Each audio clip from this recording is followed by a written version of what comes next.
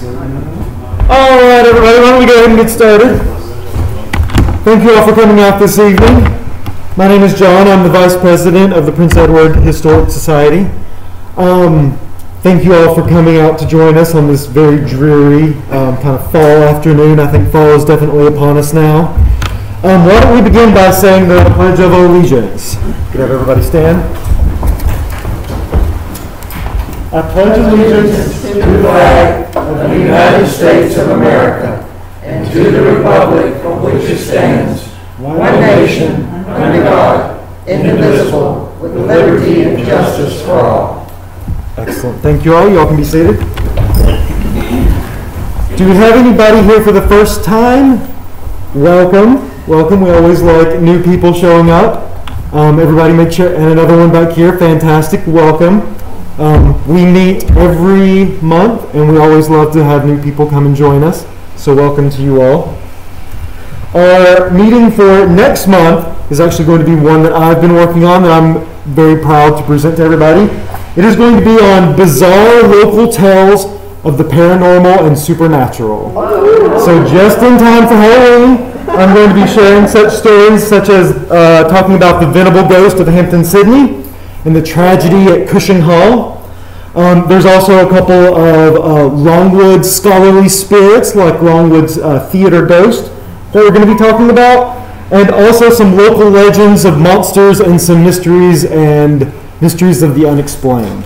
So we hope that everybody will come and join us next month. That's going to be October the 21st, the third Tuesday of the month, as we normally meet right here at 7 o'clock. The 19th it is, yes. Thank you, I stand corrected. For this evening, our presentation this evening is going to be given by our own president, Mr. Jimmy Hurt, a fantastic local historian, as most of you all know. For the past year, he has been working with Greenfront on researching some of the tobacco warehouses that still stand in Farmville to this day. And he is going to be giving us a sneak preview, some of the first that he's showing off of some of the research that he's done on some of the tobacco warehouses, how they started out, the various incarnations of what they've been used for up through history, and then also taking a look back at some of the previous presentations that our Historic Society, as we've been delving into our own archives as an organization. So at this time, I would like to welcome our president, Mr. Jimmy Hurt, up for this evening's presentation. Okay, welcome everybody. Good to see a good crowd tonight. Let me get my speaker going here. I've got more electronic gadgets than we need probably. Okay, is it working, Bill? Do I need to cut it back a little bit? Back, okay. Is that good? Okay. There's another speaker over there. I don't know if that's going to work or not, but we'll see. Maybe a little bit. That sounds good. Okay. We may have a November meeting also. We're working on that.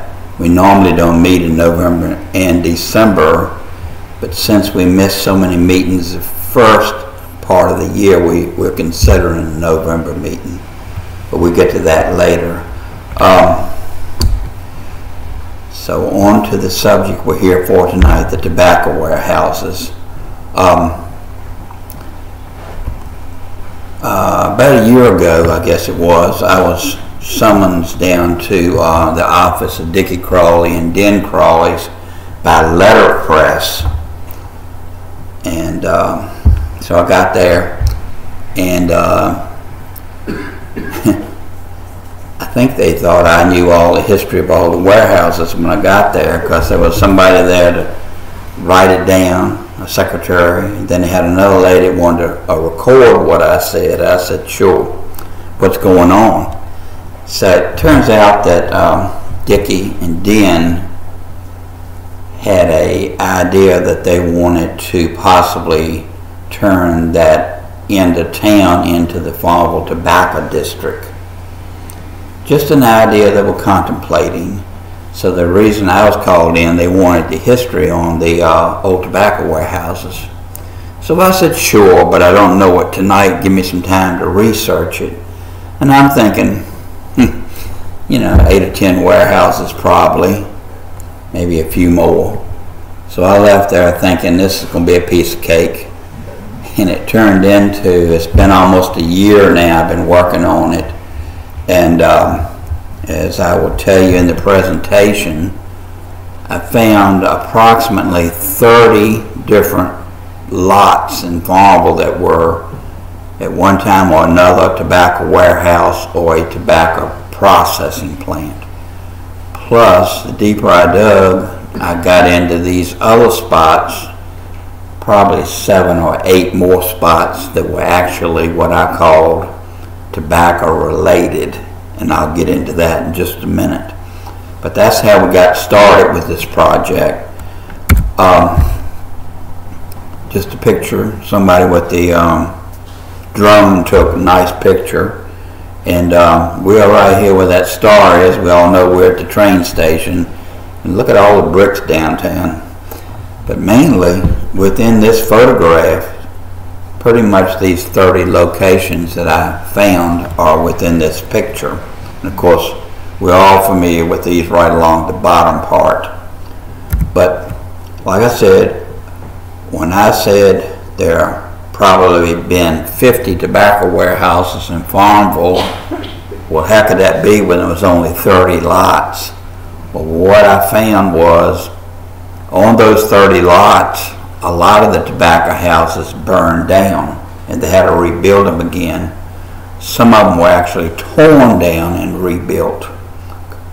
Probably 1 or 2 of them fell down, who knows, but so on those 30 lots, there have been at least probably 50 different tobacco warehouses. So let's move along. On this plot here, you see where I have the lots plotted out in little yellow dots. And I started right over here with number 1. I intended originally to start at the love sign there by the shoe factory. So I started there and I said, I'll go all the way around town and I'll number them 1 through 30. So you can see I have 1, 2, 3, 4, 5, 6, 7, 8, and it got all the way up here, and there was one up over there. Then it came on down the other side of 3rd Street, which is right behind us here. Then went under the underpass. And of course we all know where those are on the other side of the High Bridge Trail, because Crawley has them full of furniture today. So there's basically a loop around town with 30 lots. With 30 lots, I don't have time in one meeting to tell you about all of them. But tonight I'm going to tell you kind of what in general they all had in common.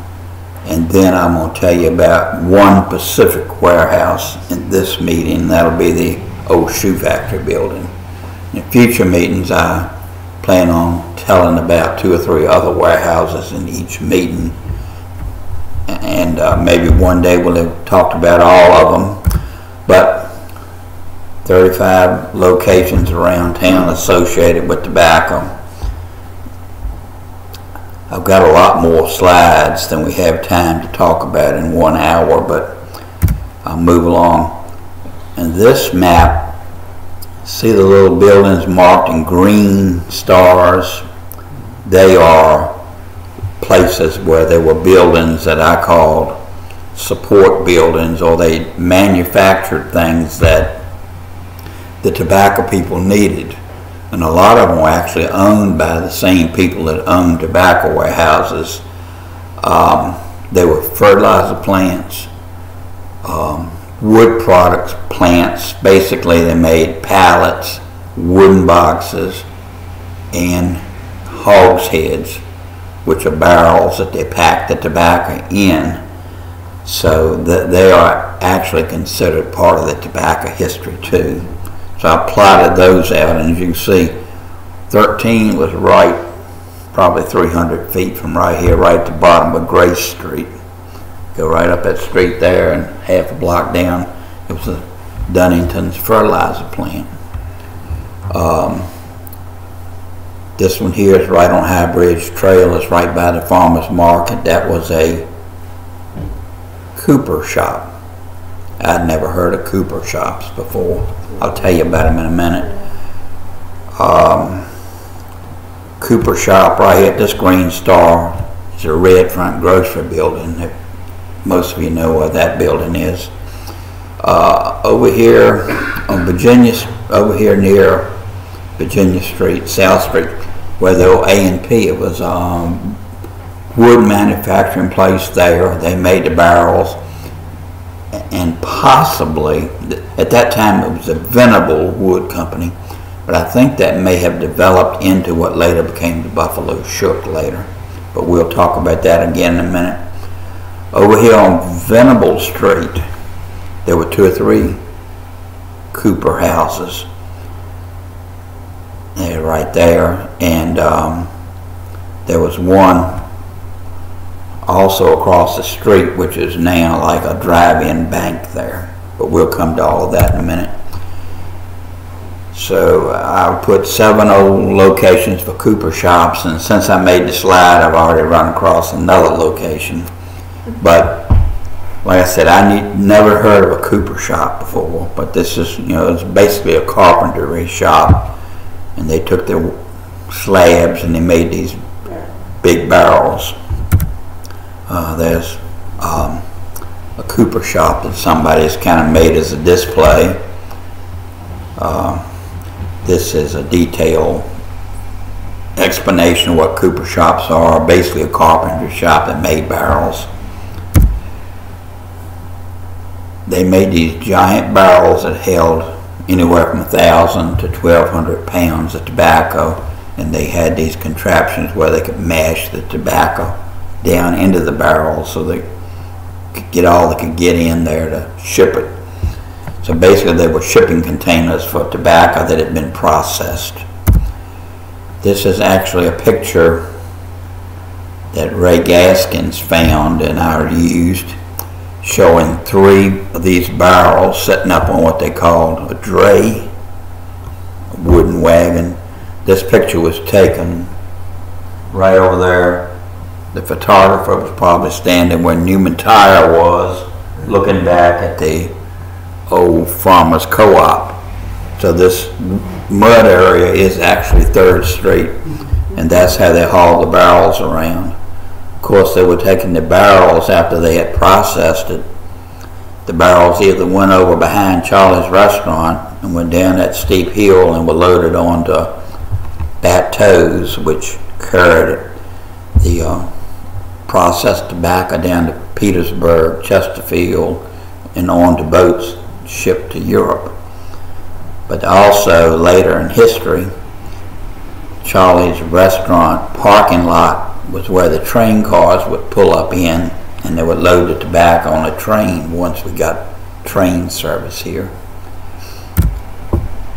So this half of what is now Red Front Grocery Building, or the old was it Oddfellows Building, Pocahontas Lodge Building, I guess you would call it. That was where one of the cooper shops was. Before the A&P was built, that was a wood manufacturing plant there. And here's a picture of where it would have been today, where the remains of the A&P building are, right behind the old firehouse. That was all wood products. Here behind this drive-in bank was a cooper shop. There's another example of the slot.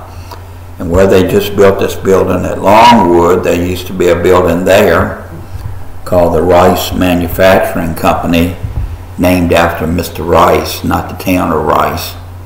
And they made pallets and barrels there. There's a good picture of it. Right here where this star is, beside the middle of the Farmville warehouse, there was a cooper shop there that serviced, I'm sure, the planters, the middle warehouse there. And Farmville Manufacturing Company down on Main Street, they also made hogsheads. That's an old picture of the place. And there's just a picture of the barrels in various places being moved around. And I found an old ad from Buffalo Shook. It says tobacco hogshead materials and box shooks. So that was right there. I'm sure everybody knows where that was. So I threw this map in here to tell you how I figured out where a lot of the locations were. There was a company named Sanborn Map Company, and they served the insurance companies here in town, in all towns pretty much. They would send a man to your town every I'd say 4 to 6 years, and they would map out your, basically the downtown area for the insurance people to know what kind of building you had. Of course, if it was brick, it was probably cheaper. If it was wood frame, it was higher risk of burning down. But that was the purpose of these maps. As you can see, it says, puts the date on there. They started making them for Farmville in 1886, and they continued until 1925. And here's just a sample. This is North Street. This is 3rd Street. Well, you can see it tells you who was in them and basically gives you an idea what was in each building in old Farmville. And I was able to trace a lot of the history of where the warehouses were and who had them. Every 4 or 5 years, I took all the maps for all the years and compared them. And that told me if a warehouse was there, if it burnt down, of course it was missing. If somebody else started running it, the names changed. So I used the maps to as a source of information. Just the same map again. So that's kind of how I found out where all the warehouses were located. One that I was really surprised about was a warehouse on Redford Street and what's the name of the other street the library's on? Race Street and Redford Street. There was an old warehouse there, and it was used as a knitting factory to start with. The knitting factory didn't last very long, so it got taken over as storage for tobacco. Longwood used it for storage for a long time, and then they tore it down to build a library. So the warehouse is extended all the way over to Longwood Library, all the way over to the river, as far west as that lot right out here, off from this door. And the one furthest east that I found was on North Bridge Street, where Larry Atkins has Statewide Realty now. There was one in Larry's parking lot there. So out of the 30 or so lots, there are 10 warehouses still standing today. And all the yellow dots represented where the warehouses were.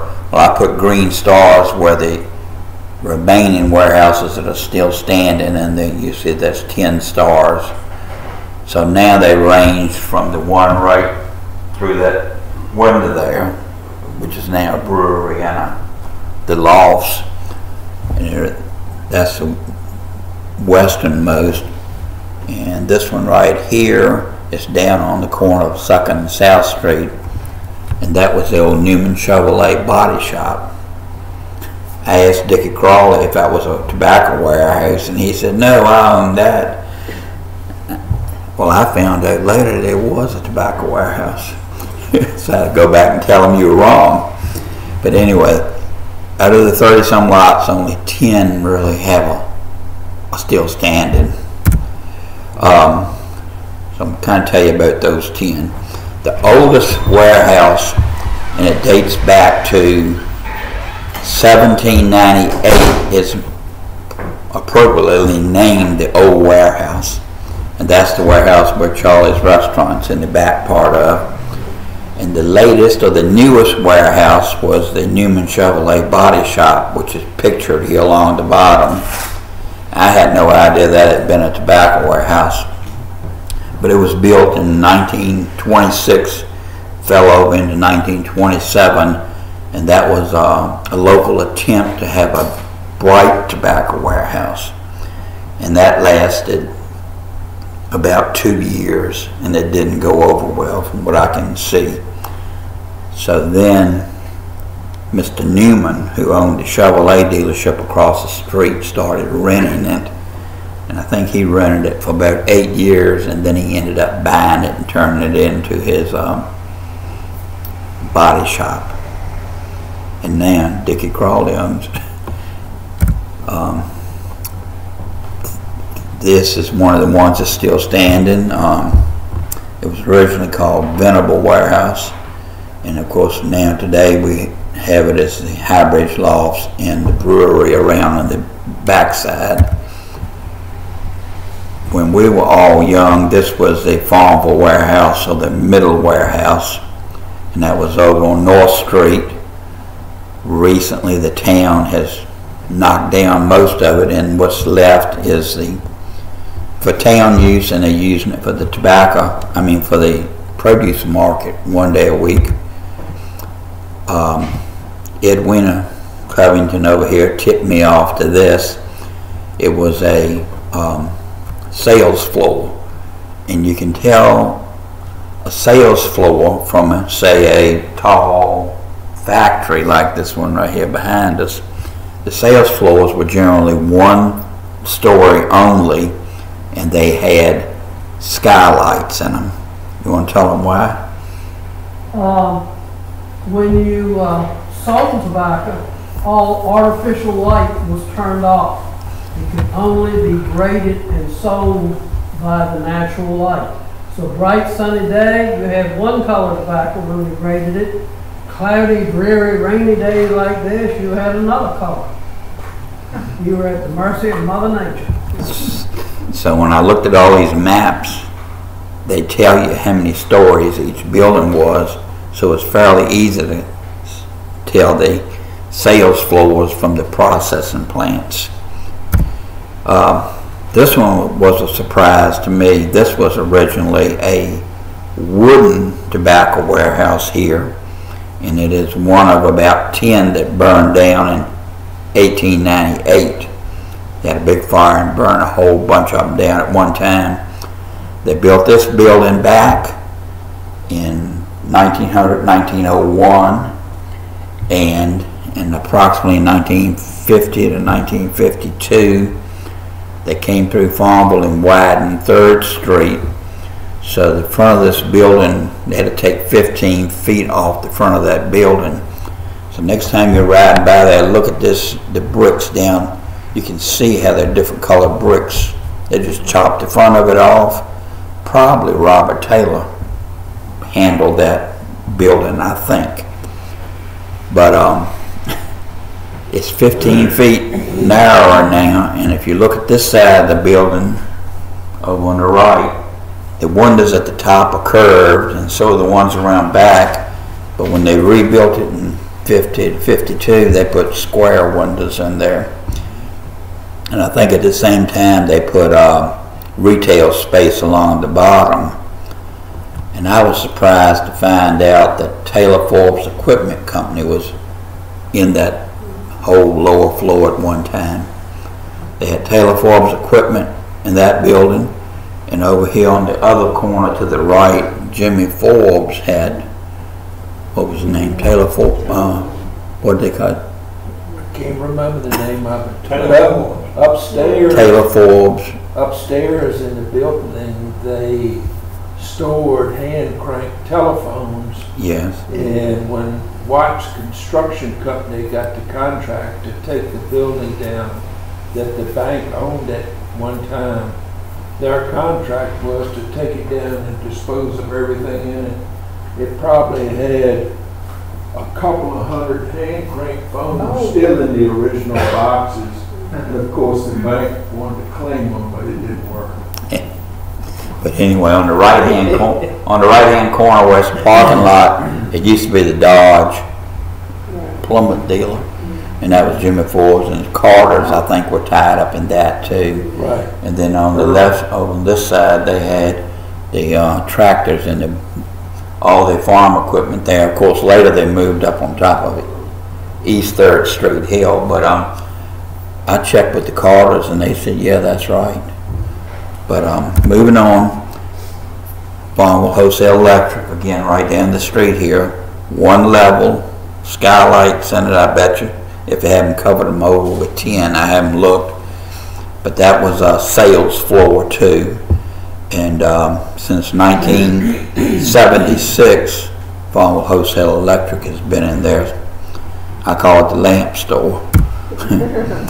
Right behind the Presbyterian Church, this building is still standing. Looking at it from the church side, or the Randolph Street side, this was called J.L. Putney.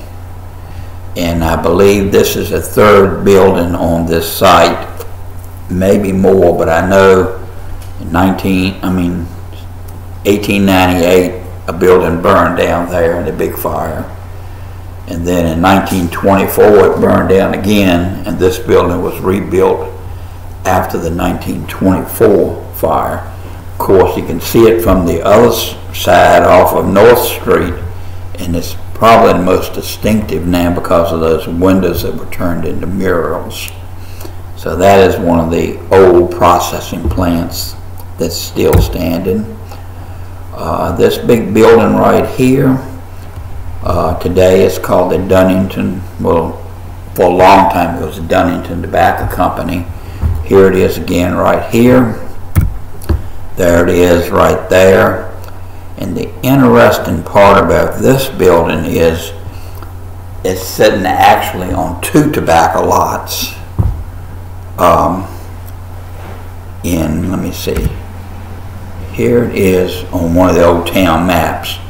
And the map up above is represented by the pictures underneath. There were 3 warehouses along here at one time. C.W. Burton, which was on the left part of this one.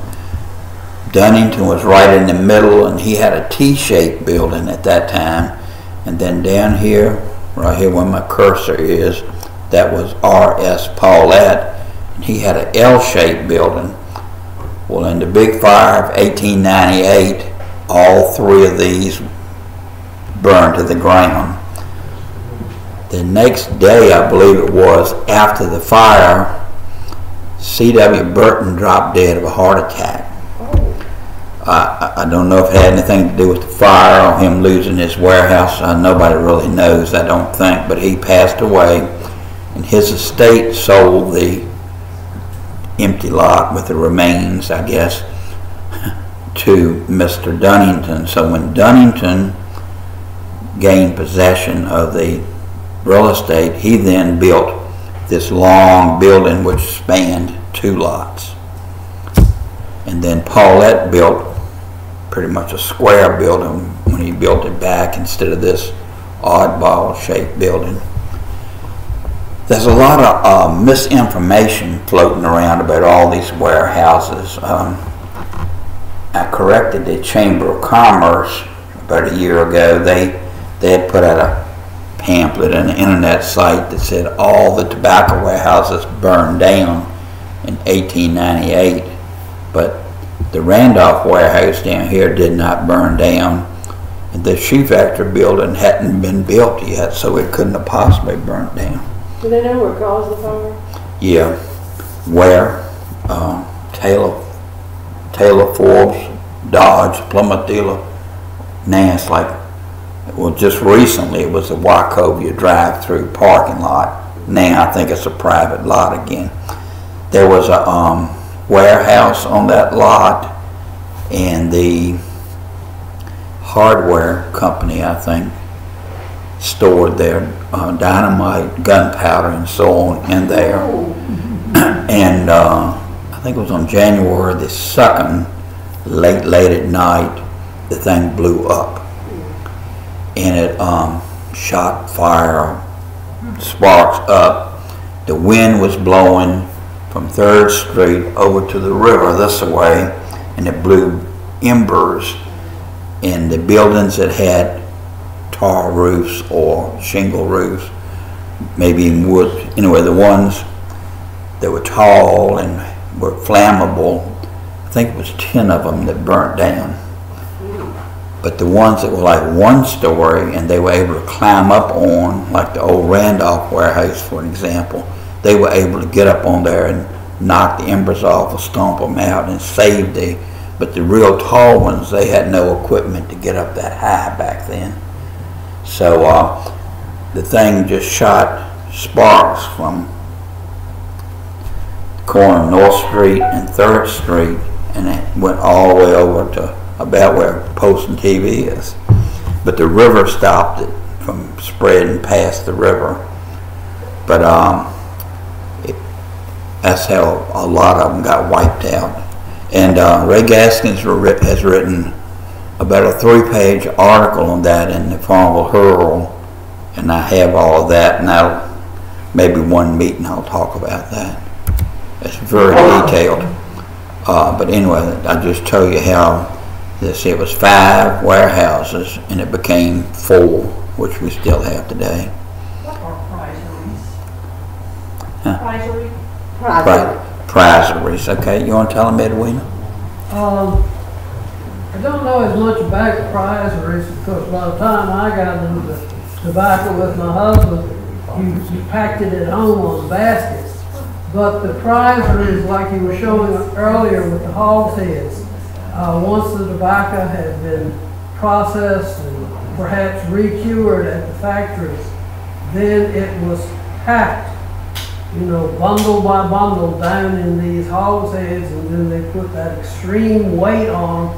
Tobacco, when it's in the right condition, is very pliable and it will stick together. And they just push it down, let it stick together, then put some more on there, apply the weight again. So they were prizing it down into the barrel.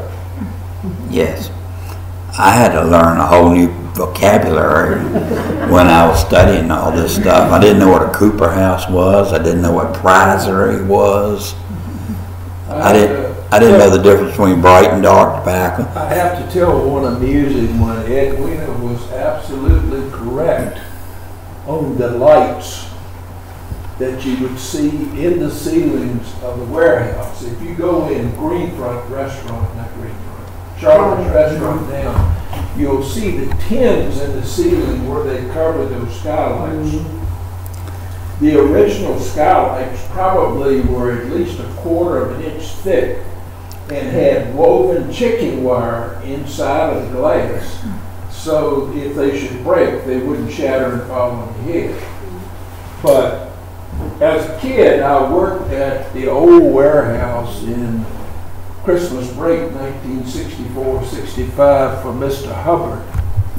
And being a kid, we were quite amused by those skylights because what would happen, being close to the river at night, those skylights would get moisture on them and they had heavy frost on them. And during the morning when the sun came up, the sun would hit the skylights and that water would drip down to the hardwood floor. And of course, we were amused when the farmers would come in and step on the ice.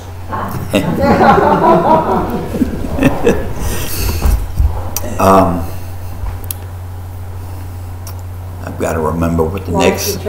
You will. I know what I'm going to talk about next, but I'm not sure what's going to pop up on the next slide. But I think this was the Paulette warehouse on the left here, and tonight I plan on detailing this building on the right, which is Craddock-Terry Shoe Factory building, is what everybody calls it, but it's actually had 4 or 5 different names.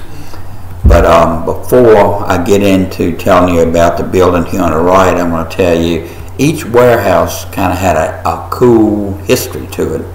And this Paulette warehouse, I'm going to tell you about a cool event that happened there, just as an example of what I kind of found to go with each different place.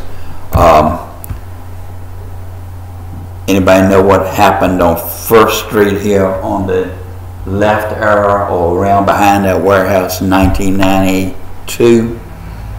The movie. Yeah, Summersby. They came here, Warner Brothers Movies decided to make the movie Summersby, and they did some filming in Farmville, some filming in Keysville or Charlotte Courthouse, and Sandy that ran Rugrats, she was all into Green Front too, I think. She filmed them filming. So I'm going to share about a 2-minute video of what she sent me from Virginia Beach. And I'm hoping the audio will play too. Let's see what happens. There's where part of it was taken. Where that little X is was around back. And the insert of that picture is a picture that came out of the actual movie, Summersby. So let's see. There's a blow up of them, what actually came out in the movie. They lit a fire. They were throwing bales of cotton out of the windows upstairs. Let's see if this will play. Yes, it's playing.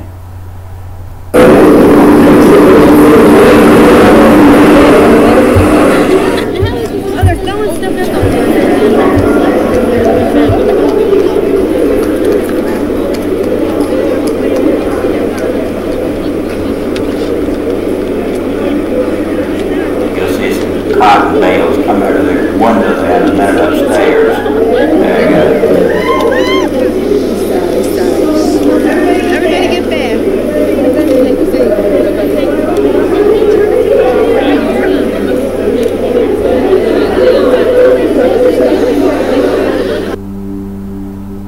This is part of the actual movie.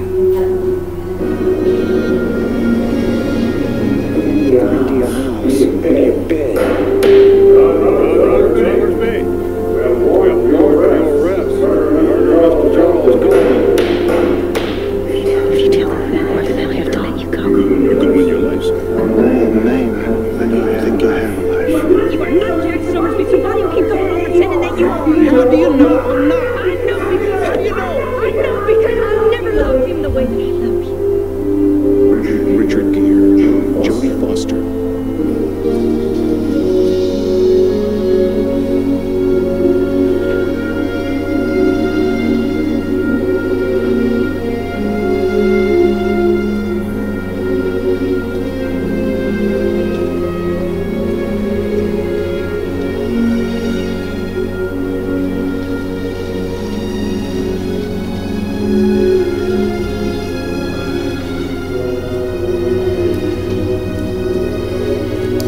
Got to cut the lights down.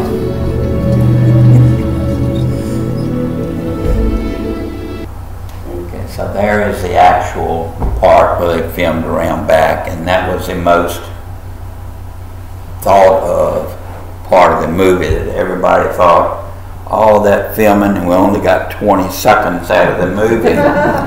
But I posted it on my Facebook page. That's Kim Yates's mother there on the right. We ran into James Earl Jones out at the Royal Garden Restaurant. I had got his autograph. Yeah. But they were staying at the motel out there. Yeah. Somebody from Richmond picked up this little thing I just played, and they wrote to me and they gave me a detailed breakdown of all the scenes that are actually in the movie and at what minute and what second it appears in the movie. And I have saved it, but I haven't. I'd already made this program up, but there were actually more scenes shot in Farmville, but they came at different times during the movie. But anyway, that's just an example of some of the crazy stuff I found about all these warehouses. I mean, when I was growing up, they didn't mean anything to me. So it's been an adventure learning about them. But tonight I'm going to just kind of give you an example of what I did for each warehouse. Of course, this is the old warehouse. So what I did with each building, I tried to get as much information as possible on each lot. In other words, if it had more than one building, I want to know all about each building. Some lots had as many as 3 different tobacco buildings. Some locations had been fires, and older buildings were torn down and replaced with a newer building. I'll get to that in a second. I tried to do a timeline on each building, and I did that by drawing basically the information out of the old Farmville Heralds, Ray Gaskin's writings, Edwina's book that she wrote, a lot of different internet listings. What I would do is type in the word tobacco, and it would give me every time the word tobacco appeared in the Farmville Herald. So I mean, it's thousands of different things written, but I found out that in 1856, J.W. Dunnington, who I always thought just had one warehouse, ended up he had a whole bunch. J.W. Dunnington and Alexander Bruce were in that on that lot, but it was a different building then. In 1886, the building was occupied by J.T. Gray, and it was used as a prizery. I found out that Mr. Gray also owned the one over on 3rd Street that they chopped the front off of. All these men were in cahoots, let's say. They all worked together. 1 or 2 years somebody would be here, then they would switch over here and build a new warehouse, and one of the other buddies would take the old warehouse. So the names were constantly changing, and what they did in was constantly changing. So in 1897, W.P. Gillum was there on the shoe factory lot. Later he moved over to the corner of Suckin and North Street and built that warehouse that almost blocked 2nd Street. You had to blow your horn when you went around the corner. So he jumped from one location to another. 1901, C.M. Walker took down what they call the old Bruce warehouse, and in March 1901 he started building a new building there, which came to be what we now know as the shoe factory. But the interesting thing is, he started building 2 at one time. He also built a building right behind us here, which became the Lofts. One time it was Farmers Co-op. So he was throwing up 2 new buildings at one time. And I also kind of think that the bricks, and the man that made the bricks was, the bowling man. And there's been a lot of talk around town in the last couple of months about bowling and the brick factory and where the brick factory was located. He got rich when these 10 warehouses burned down, and they had to throw them up, and they built bigger brick warehouses. And after the fire, the town would not allow them to build back wooden warehouses, right, Bob? They had to build them out of stone, cement, and brick. So bowling was in the right place at the right time. So in 1905 and 1910, moving along in time, C.M. Walker and Sons, they continued to own that warehouse according to the maps, but it doesn't say if they were the actual, I can't tell if they were actually in the tobacco business or if they were just the landlords and somebody else was operating in there. But they built the building and they occupied it for a good almost 20 years. Mr. Walker, I had to figure out when he died to make all this make sense, so I'll show you what I did in a few minutes. What would happen was, these Farmville Herald obituaries, sometimes the dates didn't match up when they actually died. Or in the case of like the Dunnington women, when they died, they wouldn't put it in the paper when they were born. It only had the date of birth. So guess what I did? I went to the cemetery and found their tombstones. I was going to find out one way or the other. I went to the town and I ended up getting a map. I think somebody got me a map of who is in each plot at the cemetery. So I didn't have to walk all over searching for these people. So I did find all these people and found out when they died and when they were born and so on. That was another adventure. I didn't think about it first. I'm thinking, here I am searching through all these graveyards. But anyway, 1934, the tobacco people in that building had kind of played out. Dunnington had rented it. He had stopped using it because he had built bigger places. So that warehouse was sitting empty. In the town of Farmville, they had an industrial committee at that time, and they made a deal and got Craddock-Terry to move down here to Farmville and go in that old building. The town had to remodel it, and the shoe factory people guaranteed that if they would remodel it and get it ready to be a shoe factory, they would guarantee the town income off of the salaries. They had to say they would have a payroll of X amount for so many years. So that was the next step with the building. And then in 1941, with the expectation of World War II, they added on to the shoe factory building and doubled the size. And then by 1978, the Walton family, who I think were the people that were operating in what is now Parrots, it was called Walton and Elam, that the Walton estate had bought that building, and they ended up selling it to Dickie Crawley prior to 1978. But in 78, Dickie Crawley was selling furniture and storing furniture in it in the town of Farmville, approached Dickie, and they made a deal.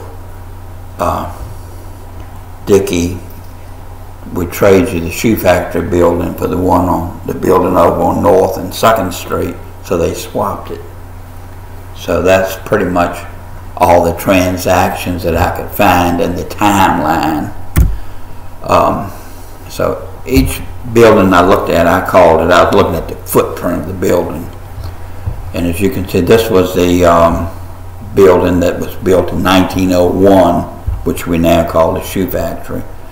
C.M. Walker, remember I told you Walker built the building, and he and his sons had a tobacco prizery there. I'm assuming they were in the tobacco business. And it tells me how many stories tall it was. They had a couple of one-story additions on it. See where it tells you the height of the thing. This was either an elevator or a skylight, I'm not sure which, but it told you in many cases what they were doing in it, like they're telling you here, it's a prizing and hanging building, which means they were drying or processing the tobacco by drying it, probably adding moisture back to it and then pressing it down into those barrels. But so here is like I had the maps from every year. In 1901, we know the old warehouse right here, which was called the Bruce Factory. Leading up to 1901, it was the Bruce Factory. It had sat vacant for a couple of years because Mr. Gillum was gone. So we know it didn't burn down because there it is still on the map when the people came in 1901. But by 1905, map got entirely different shape. But if you look at it, it doesn't look like the building we have now. See, 1905, it still looked like that, but by November 14th of 1941, they had decided to put this extra wing on the shoe factory. I had never thought about it being built in two different sections. But the first part, the part closest to the High Bridge Trail, was built in 1901, and 40 years later, with the anticipation of war coming on and they were going to need shoes and boots for the troops, they added the second part. So as you can see in this picture, see that part right there, that's the old part up near Main Street, up near the trail. But this end down here, entirely different look to it. I lived in Cumberland for 20-some years, and I drove by that thing every day for 20-some years, and I never paid any attention to the brick being different or the windows being different, or even gave it a thought that it was two different buildings. But here is, I found this published in one of the old newspapers from 1856, and it told me who the manufacturers of tobacco were in 1856. So it was articles like this that I found that told who was operating back in 1856, and it even goes on to tell you where they were. It gave me a lot of different names. I looked up and studied over 100 different people that were associated with these warehouses and tried to fit how they all fit together. So many of them were the mother and father owned it. A lot of them had a daughter. Some dude that worked for them married their daughter, and the parents passed away, and the daughter and the guy she married ended up with the warehouse. Then they had children, and it just kept passing on down the line. So, but anyway, that's how I found a lot of research. This here just shows that it was J.T. Gray had it, and it was the old Bruce warehouse, basically a repetition of what I've already told you. In one of Mr. Wall's books, all these people that I needed to know about, Mr. Wall published a couple of books, and it told who these people were. Most of them said when they were born, when they died, which helped me also figure out the timeline of these things. And it also told me who they married. So I knew that J.T. Gray passed the warehouse down to his wife, to his daughter, and whoever she married, and so on. So it was kind of like a research in your Ancestry.com, but a little more complicated. I also read this, I don't know where this came from, but yeah, it's one of the books. I had anything I found in a book and I thought I might need it later, I scanned it. It says another story was added to the old Vaughan factory in 1873 and owned by Colonel Berkeley. So I think originally the old Bruce factory, which became the shoe factory, was originally called the Vaughan factory. But this is the only clue that I could get to that, but it is a 3-story building. So evidently it was a 2-story building, they put another story on it. Mr. Bruce must have done that. But that's just where I was contemplating is the old Bruce factory, the old Vaughan factory. Again, just the plats of how I traced the thing, and some repetition again. A lot of stuff I found, 2 and 3 articles that gave me the same information, and then every now and then I would find articles that did not agree. Two different stories to the same thing. I found things that Mr. Gaskins wrote that didn't line up with what the history book said. So it was interesting. Here is the where I went out to visit Mr. Walker to get his date of birth, and he is located right up against Walgreens almost. And it's hard to see, but I did get his date of birth off of that statue. But I tell you, it's an interesting thing. He put a stone right in the middle of that square, and then he put his son over here, another son over here, he's over here, and his wife's over here. So they got 4 sides to that square marker, and each one of them's back. The head goes up against the statue. I thought that was cool. This warehouse on the left, the shoe factory, and this building right here were both built at the same time, 1901. I'm not saying they started the exact same day, but they did start in the same year, same builder. Just more about Mr. Walker. Mr. Walker was part of Warren, Walker, and Cobb. Ray Gaskins did a at-length program on that one night, and that was the building that sat on the property which is now Walker's Diner. That whole lot was one big building, bordered the railroad track, went all the way back to the bridge, and I think I got a picture of it. It'll pop up here in a minute. Anyway, that building burned down, and the lot sat empty for a long time, and then the diner came along. The diner's sat there since 1955. But before that, these people that were involved with Warren, Walker, and Cobb were also the same people that built some of these tobacco warehouses. And there where the diner is now, they had the hardware store. They sold fertilizer and all kind of things that people would use to raise tobacco with. There's a store, and that's those two. All that set of buildings burned down in 1947, and it wasn't until 1952 that they really got the lot cleaned up good. And Alan Ford, that owned Gray's drugstore, and then Mr. Martin, that was the optometrist who was in the back of Martin and Jewelers, they went together and bought that lot. And then 3 years later, Walker's Diner started renting it. And then eventually a different Mr. Walker bought the lot and the diner at the same time. It's been Walker's Diner ever since.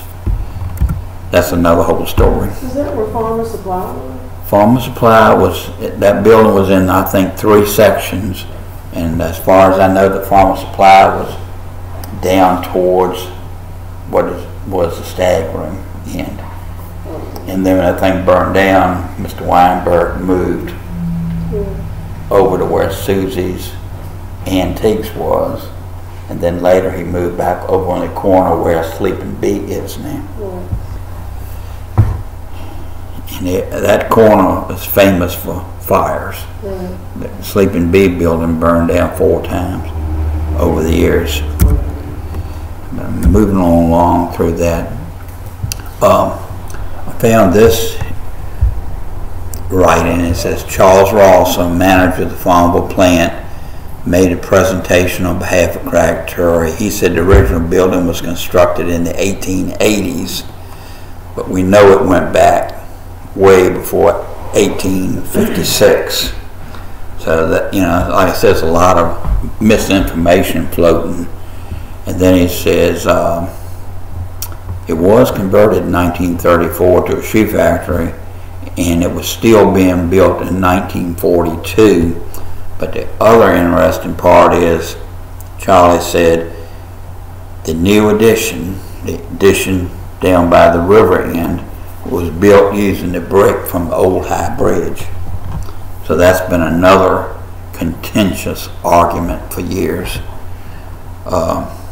Many people saying that the bricks did come from High Bridge. Ray Gaskins says, no, it couldn't have. So there's 2 sides to that. But here's the old building in color, the new addition in black and white. And you can clearly see it if you're looking for it. But I had never noticed that.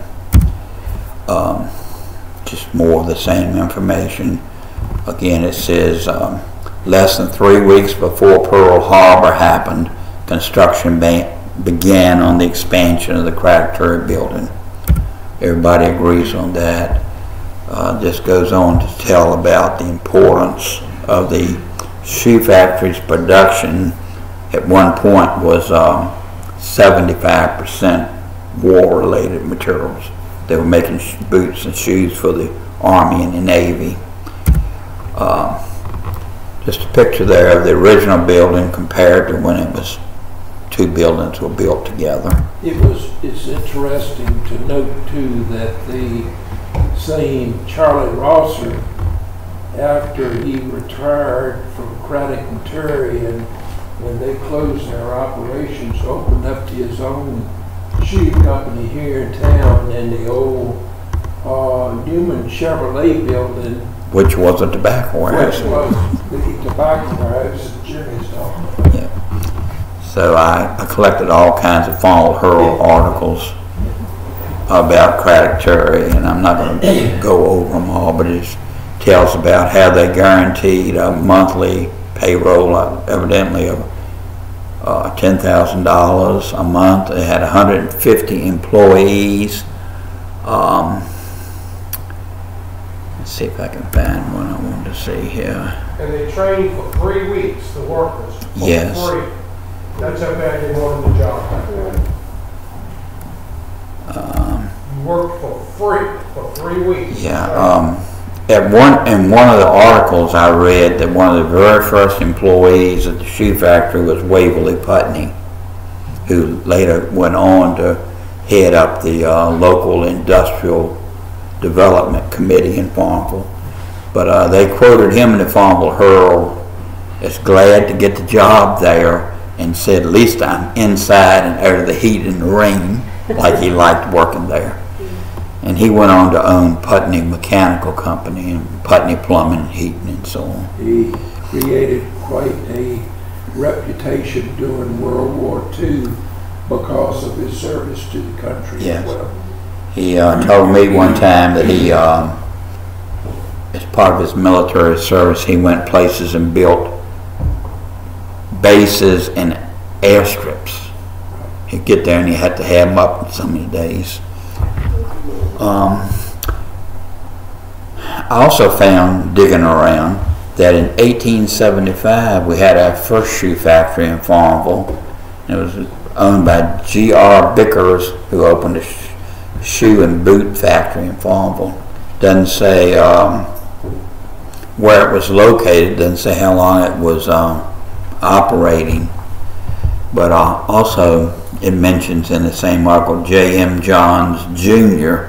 started the Farmville Cigar Factory, which made 2 brands of cigars, Pride of the South and the Pure Havana cigar with a portrait of Robert E. Lee on the label. They would go over big today.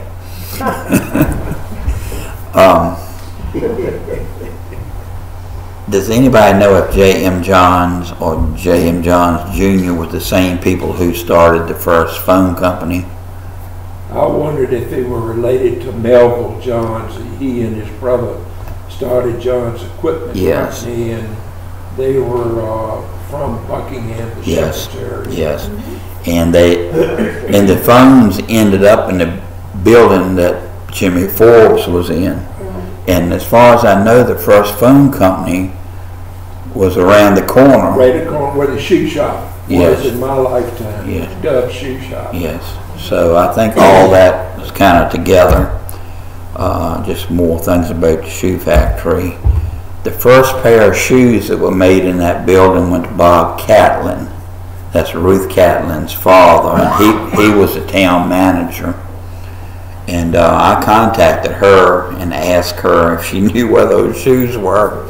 She told me that they had a water pipe or something broke, and their basement got flooded, and their mother threw out everything. Pretty much it was in that basement, but she doesn't know what happened to the shoes. This is just kind of history of shoe factories that went along. We don't have time to read all this stuff. There's what it looked like inside of the shoe factory. This is not Farmville. I think this is actually Lynchburg, but I'm sure they all look pretty much the same.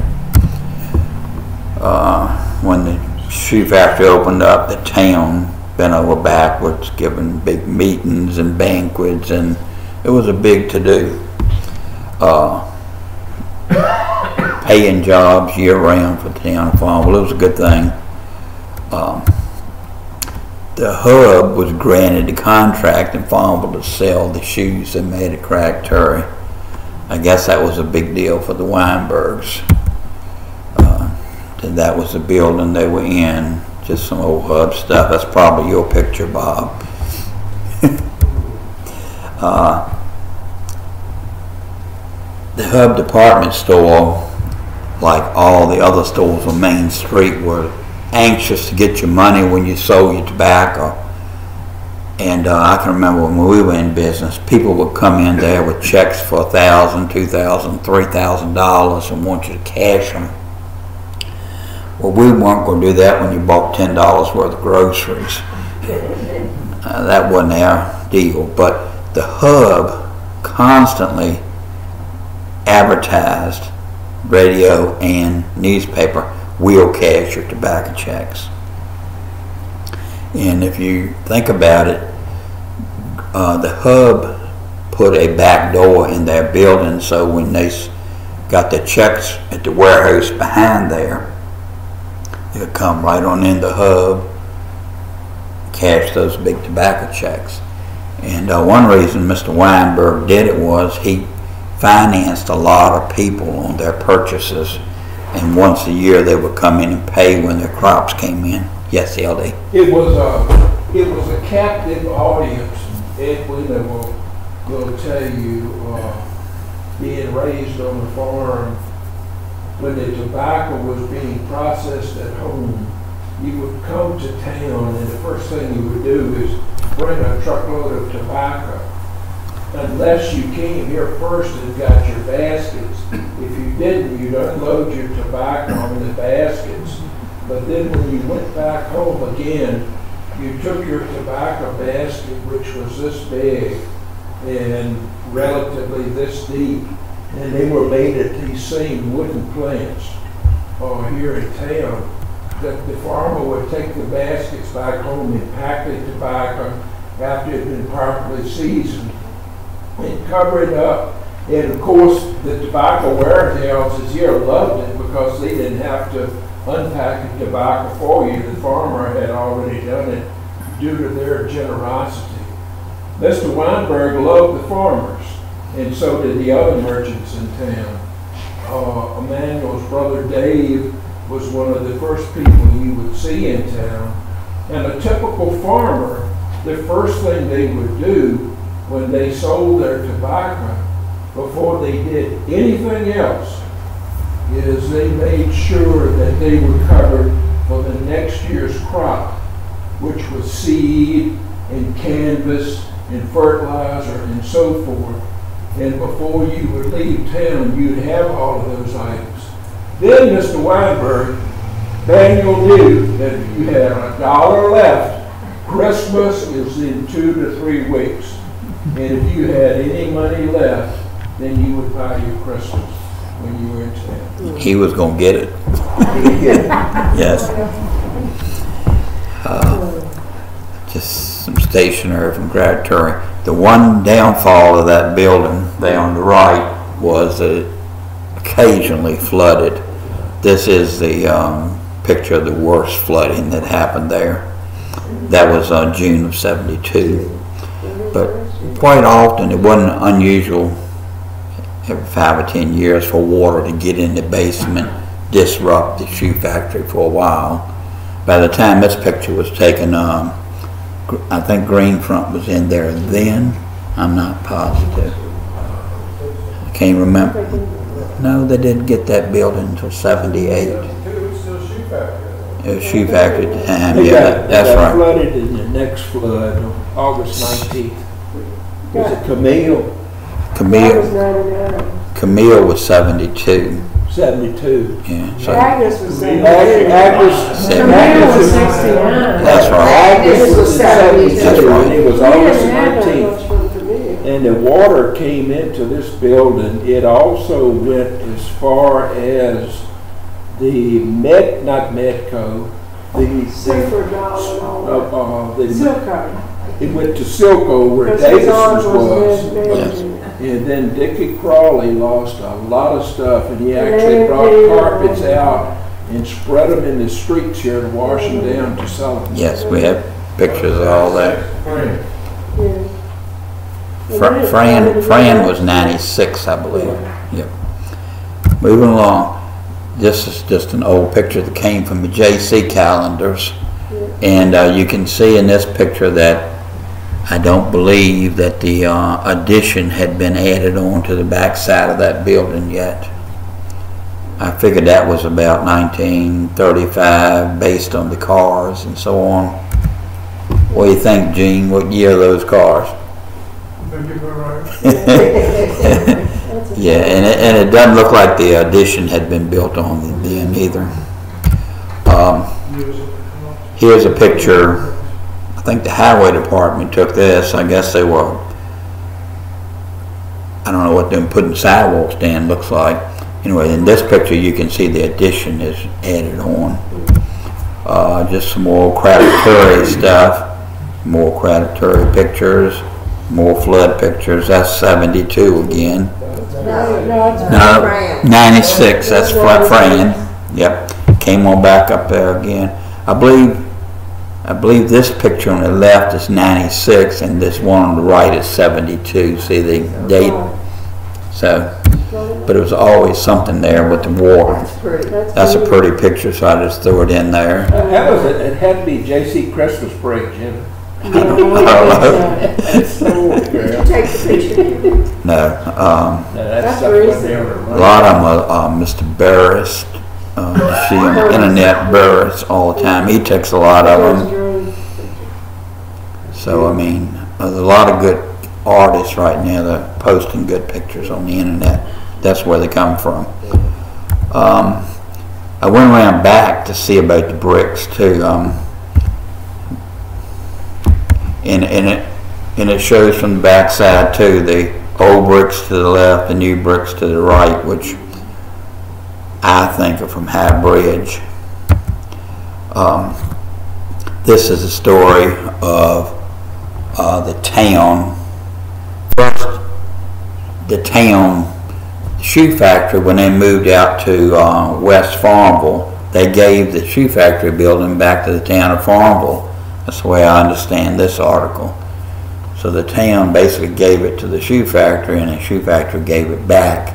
I would say that was probably a tax write-off to Craddock-Terry, but so as soon as they get it, they turn around and make this deal with Dickie Crawley, who was in this building, and they swap buildings. The town got this building in '78 from Dickie, but it was '81 before they actually tore it down. Of course, it was already falling down. I can remember when I was a kid that they kept horses in this building. People would come to town on a horse or a horse and wagon, and you take them around, take your horses and leave them in this building part on the right, and then they would keep your horse and feed it, and I guess give it some water till you got through shopping. It took me a while to figure out the exact date, but November 15th of '78 is when the trade happened. The town made a big announcement that they were going to tear it down and make a parking lot back there, which they did. So essentially, these two warehouses swapped. The owners switched. So now the building here on the right became Green Front number 10 in November of '78. So then we're back to this, talking about the engineer rejected the wooden piers for the building High Bridge. So it says the High Bridge was the first railroad bridge in the United States to have brick piers. I don't believe that. I was going to ask you, what do you know about that? It was the largest, tallest bridge. But you see what somebody wrote here. But it was probably one of the earlier ones that had brick piers. What does the footnote 314 lead to? I don't know. I copied so much stuff. I just don't know. Oh, that's all out of Bradshaw. Bradshaw's book. Yeah. Like pouring stone in a high rock. Yeah. So you can see right here. Bob, why don't you tell them what you know about the brick piers and the bricks showing up at the shoe factory. High Bridge is built on 20 large brick piers, 112 feet apart on the center. Of the 20 brick piers, 12 and a half still remain. The first one was taken down in 1938. Leander Scott's mom in Amelia got permission, and it ended up being the 5th column from the east headed to Farmville. That 5th pier stood in the river. So it makes sense that anybody want to get rid of that in case the railroad buys it, don't want it falling over on the new steel bridge. Then with that 1941, that according to Woodrow Townsend, they took down 6.5 more piers on the Cumberland side. Which would be the left and left side. Motley Construction Company took them down for the bricks. So it'd be the far pillars to the left side. All the way up there, 6.5 from that end. There's a half one still standing. If you're walking down the High Bridge, look over and look down at it. Because it's not solid brick. They had 2 square holes, and it looked like looking down at a cinder block. So they weren't solid brick, but they had open cavities on the inside. But that's basic. Woodrow Townsend tells the story of dismantling those brick as a kid. But he made it sound like it was just after the war, but obviously not. But he couldn't really remember the time period. Yeah. But obviously 41 was it. But he was a kid working on that job, and he described that. He was standing about right over there when he told the story in this room one night. And so I believe that. I would, Ray Gaskin said it can't be, but I believe Woodrow Townsend. Because they ended up in all kinds of things around town. Yes. All around. They Prospect High School had an addition built on with them. No, You know, a lot of them went. the high school burned and they built back the elementary school. Brick came from there. They used all High Bridge brick? Oh, okay. There's a picture of Woodrow right there. And where did this come from, Bob? Oh, did, anyway, just tells what Woodrow said, which is what Bob just said. This picture was taken of Woodrow when he worked down at Caton Oil and Coal Company. But he came to the meet one night and he said he helped with them. He helped bring the bricks up to Farmville in a wagon or truck or something. And but Ray Gaskin swears up and down this is just a folklore tale. It doesn't make any sense. Why are you taking them down? To use them. Yes. And it was a lot of work and effort to knock the mortar off of them and then haul them to town. Right. He said that they hauled the brick up there to the top of, like, if you're going up River Road and past the High Bridge parking lot, at the top of the hill there was a little black church there, New Site Baptist. Right across on the right side of River Road, in that oak grove there, is where they brought the brick, and locals would come out and chip the mortar off the brick and clean it. Then they'd load them on trucks and take them to wherever. So I think the second half of that building is made out of High Bridge bricks. So whatever you want to believe, we do know it's a different if you brick. have brick and analyze it with a High Bridge brick, you can ascertain. Yes. You reckon? You think Ray would pay for it? We need to ask him anyway. He might. Anyway, this is the last slide. In talking with the Crawleys, Den and Dickey, they wanted to collect as much stuff that we knew that came out of certain buildings. They wanted to, at the time they said they wanted to build a museum, tobacco museum. We're not sure if that'll ever happen, but that's what they said. And so one long after that meeting, I ran into Joan Simpson, and I knew that Howard had recently passed away, and they had this clock that came out of the shoe factory. That was the old shoe factory time clock.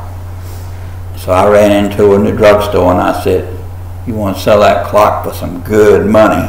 Go see Dickie Crawley." And the next time I saw her, she said, "Thank you." So that clock is now at Greenfront. And I've given them a couple items that I had.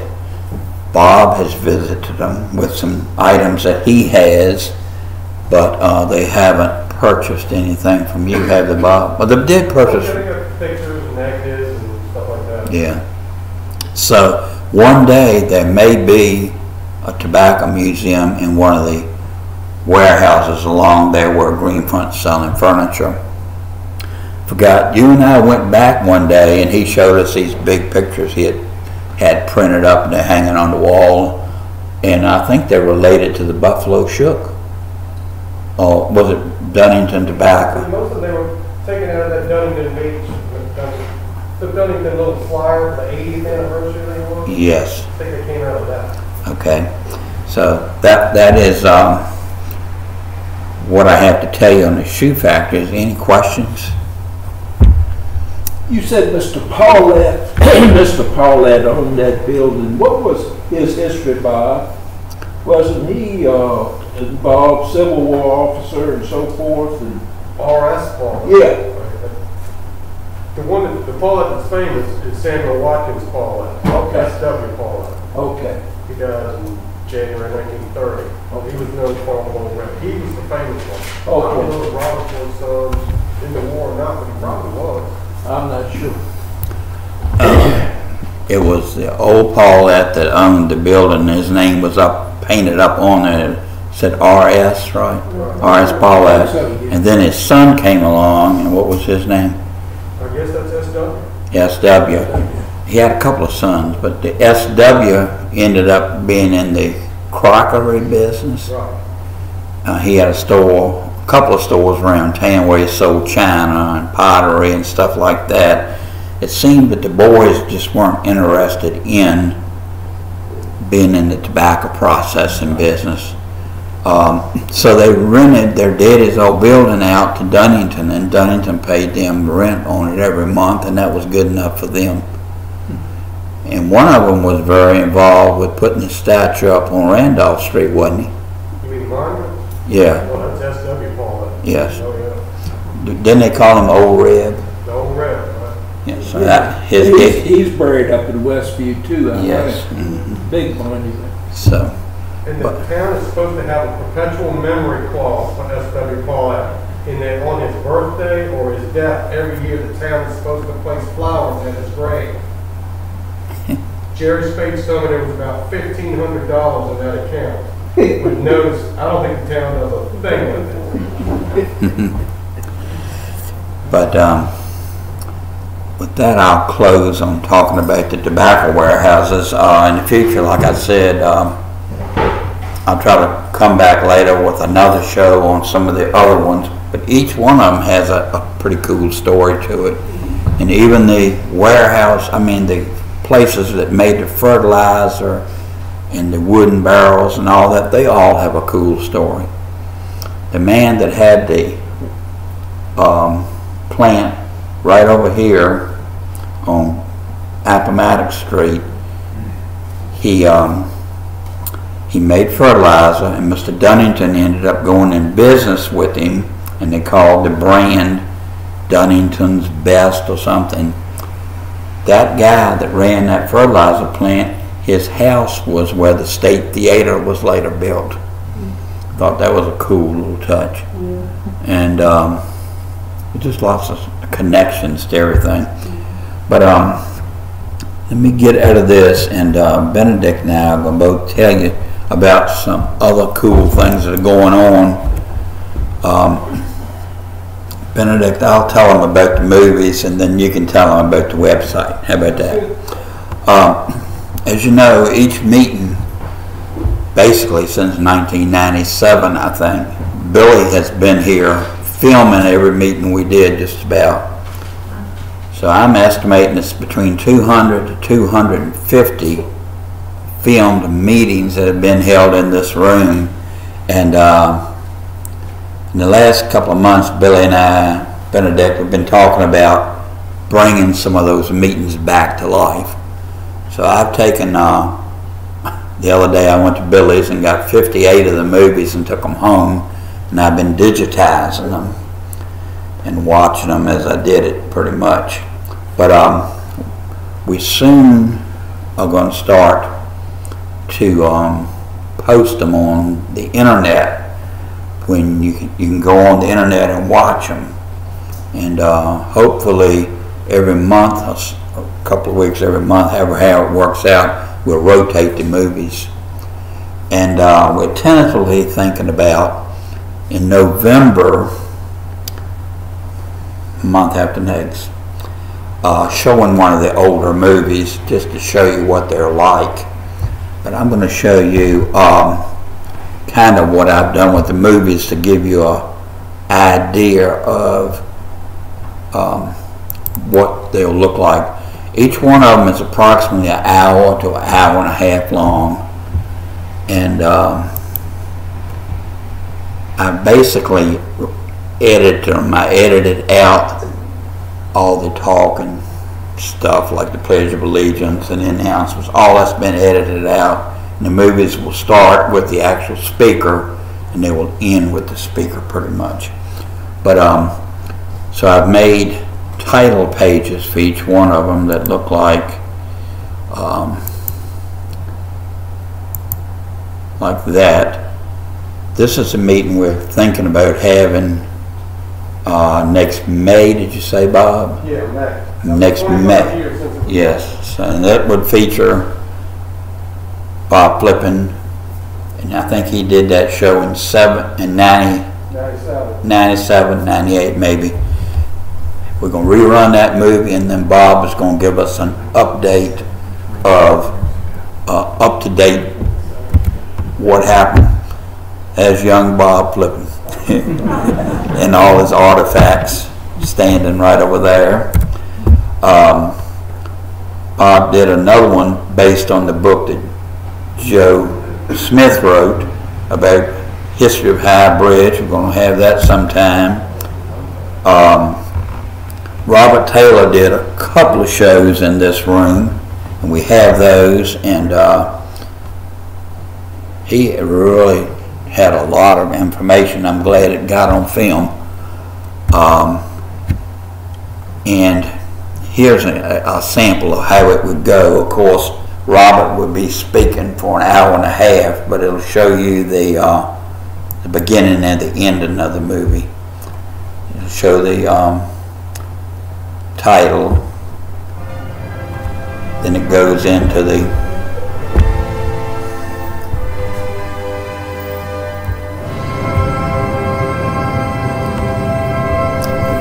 this is what will be on the internet at one time soon, hopefully.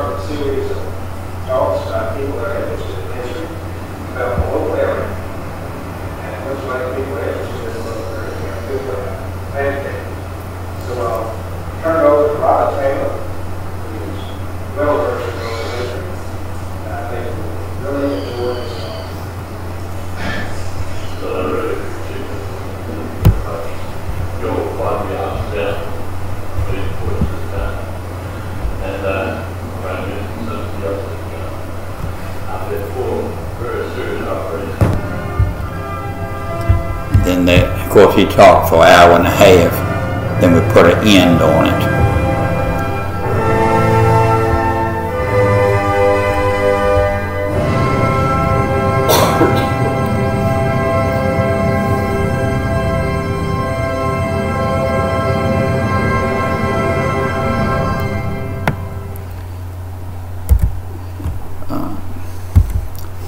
We have Steve Wall on tape from the late 90s. Tony DeMuth talking about his relationship or ancestry of his family. And who was he kin to?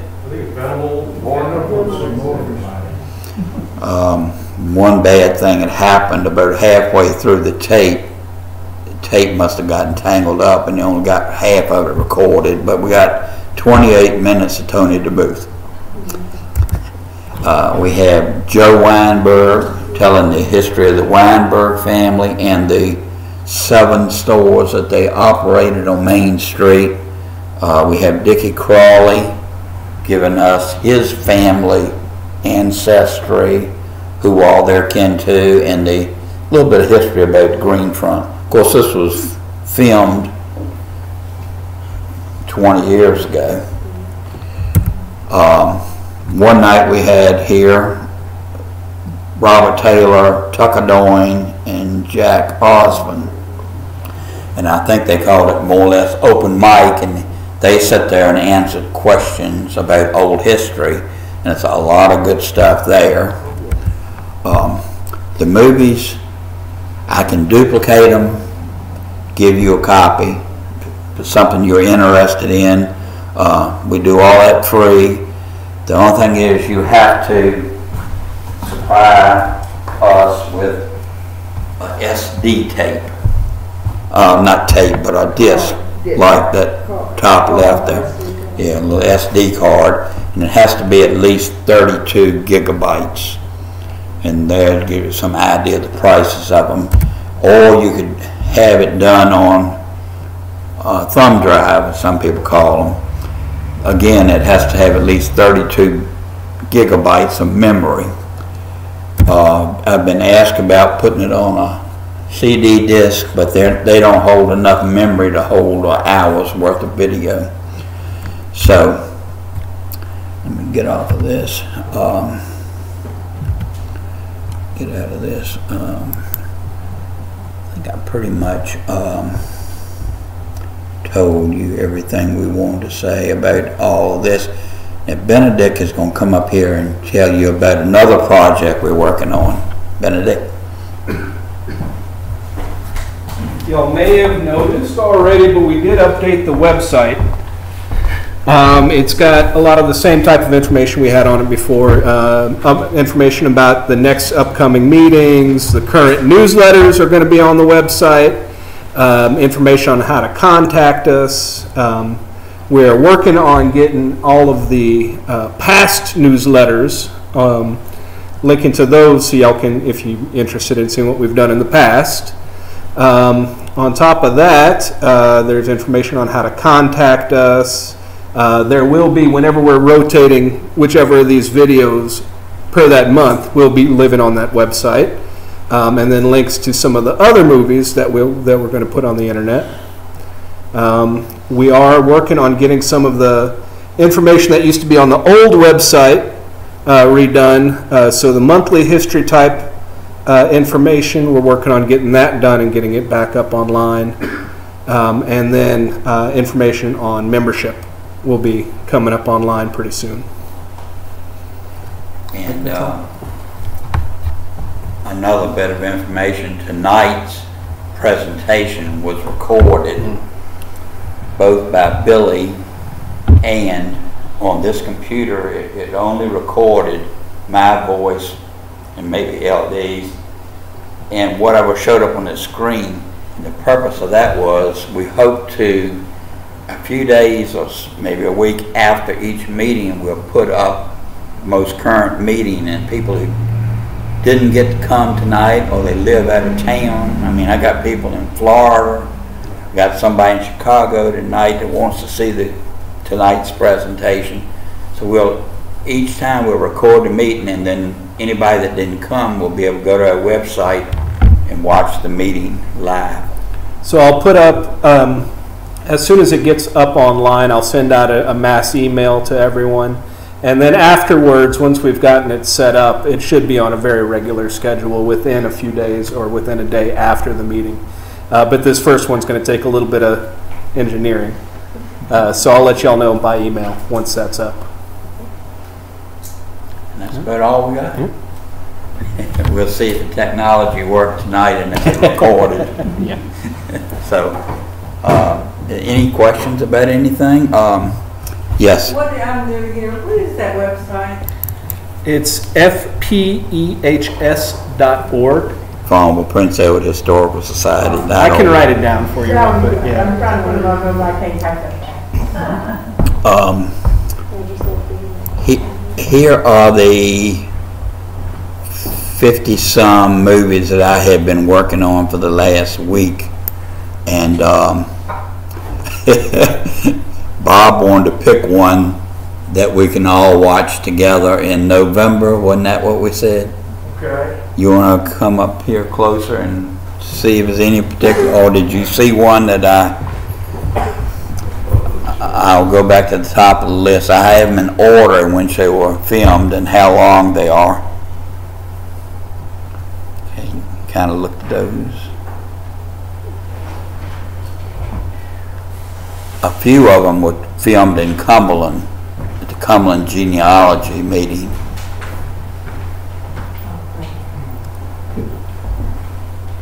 I'll go on up here to some more. As you can see, we got plenty of them. Look at the temper. Holy cow. So I don't even remember doing the high bridge.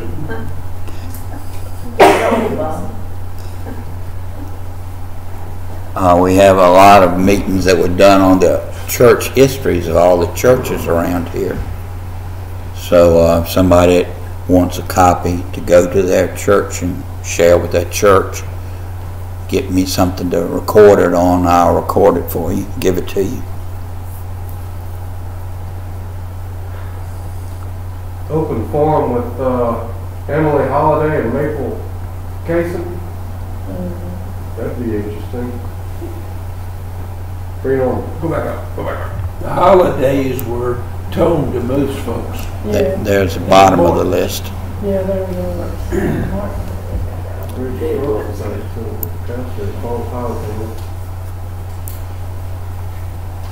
What about the Farmville-Prince Railroad? Okay. That's me and Alicia. Yes. How about that? I can't believe you did a 2-hour meeting. We went to one for Cumberland this way.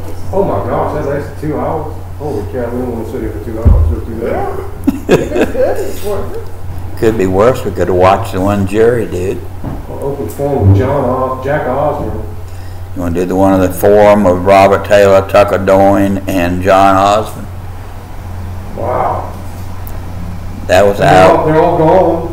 Yeah, and that was an hour and 47 minutes. And they're all such memorable people too. Yes. Chairman, how about the Fred Reed one? Okay. That was an early one, black man talking about gyrocopters. Yes. I can play you a little. I have that one ready to go now. Let me play you a little bit of it.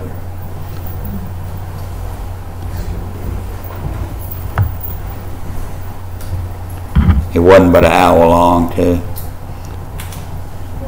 Tell us who Fred Reed was. Who was he? Who was Fred Reed? Who was Fred Reed? He was a black man, lived up the hill. His daughter still lives up there in a brick house. That's where you go where the land's apart. Blocked off now. If you go up Gray Street, it'll be the last house up the hill. That's the daughter's house. He lived across the street. He was a very old black man. It was interesting. I watched the whole thing while I was making it, and it is full of good history. Would y'all like to see that in November? Okay. John, put that down. November. And I'll play a little bit of it just to show you who he is. It won't take but a second.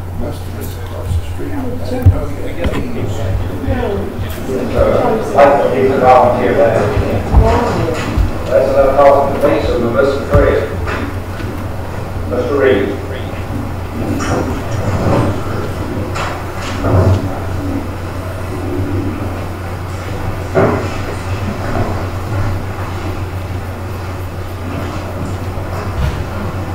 Thank you, Brother Fulton.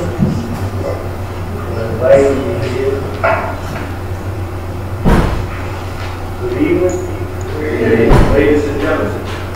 Can all of you want to hear me back here? A little louder. Okay.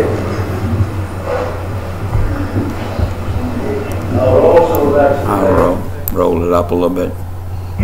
your page, the first, well, before that, built the first community basketball court. Right over there now where Buffalo Ship Company stopped is school. Right across from the homes. That used to be there. That was So basically, that's what it's all about, and he talks about everything. From a school that used to be where Grove Street Park is, to the train that came through here loaded with coal, and the engineer would slow down, and the black boys would jump up on the top and throw the coal off all they could, jump off somewhere way down there, then they'd get a sack and go back and pick it all up. And the train came through a couple times a day, and the engineer needed to slow down and let them get the coal. He talked about the brick maker here in town, Mr. Bolin, getting an old wrecked airplane and rebuilding it and flying all these black gospel groups all around the state in a plane he jacked up and made to fly again. I mean, it's all kind of stories that you've never heard before about Farmville. I said, wow.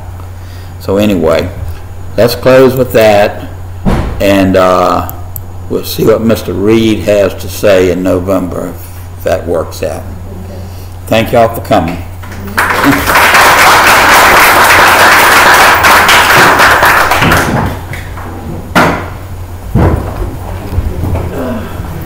That's mighty good, Jim. Thank you.